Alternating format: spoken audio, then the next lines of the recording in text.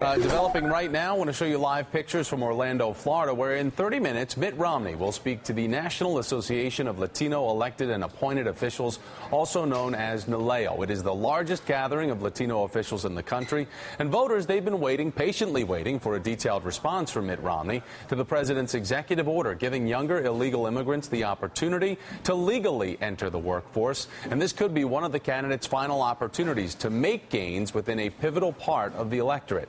Telemundo's Jose Diaz-Balart and Voto Latino Executive Director Maria Teresa Kumar join me now. It's great to have you both here. Maria Teresa, I want to start with you. The immigration question, it certainly dogged Mitt Romney for months now. It was one of the more conservative stances that he took during the primaries to shred that moderate label that has drawn a lot of fire his way. So what can he say in the next hour to try to allay any fears in the Latino community to know that he does have a plan and that he does feel that they belong under his tent, under the GOP?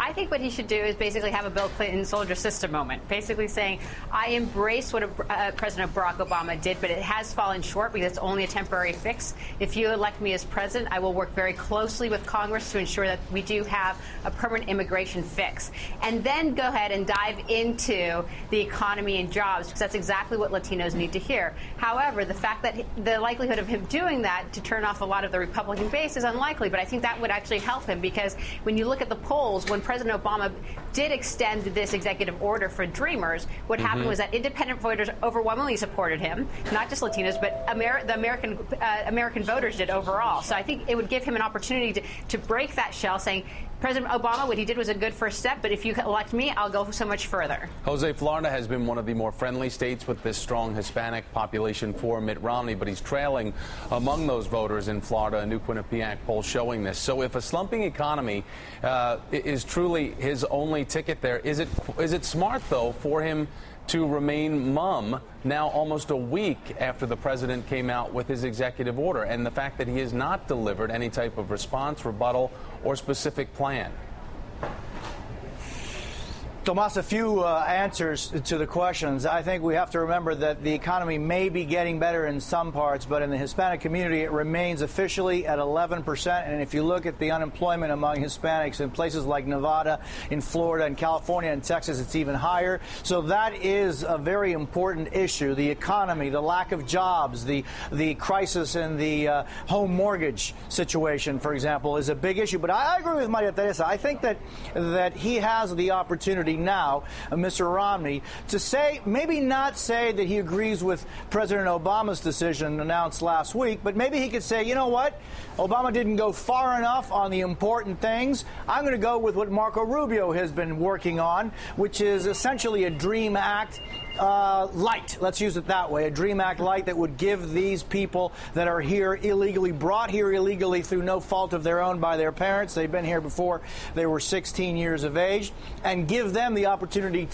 to study and then work afterwards and eventually go for their residency. Marco Rubio has laid out a game plan that the Republicans could take up as their standard bearer and not be Obama's, agree with Obama, and yet have some proposals. So far, they really haven't had a very serious one. Jose, didn't, though, the announcement of President Obama and the executive order basically take out any of the thunder or potential thunder that Marco Rubio could have had and delivered to the GOP?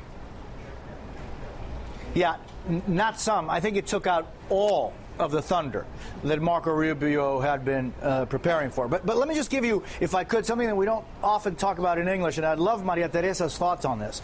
So what the administration is saying, in a good-willed form, is saying kids that have not been arrested, detained, that aren't, on anybody's radar screen, in the next 60 days, they can come out from under the shadows, say, I am qualified to fall under the parameters set by the administration, and they won't be deported. But their parents could be deported, and what essentially this would do is register the kids as being undeportable for 2 years, but their parents that can be deported are essentially going to be on the radar screen. I think those are little issues that politically could play in the Latino community, but first, first Mitt Romney has to say what he believes as far as immigration reform, which he hasn't really done. Maria, has this made your job easier with Voto Latino to get people to get registered? I mean, there's definitely, you're closing the enthusiasm gap. And I think what's happening, what President Obama did so smartly is not only deflate the Rubio policy, but said, look, because of Congress not wanting to act, I can do something limited. I can actually own the media cycle, and I actually can have my conversation one-on-one with the Latino community and the Latino community household.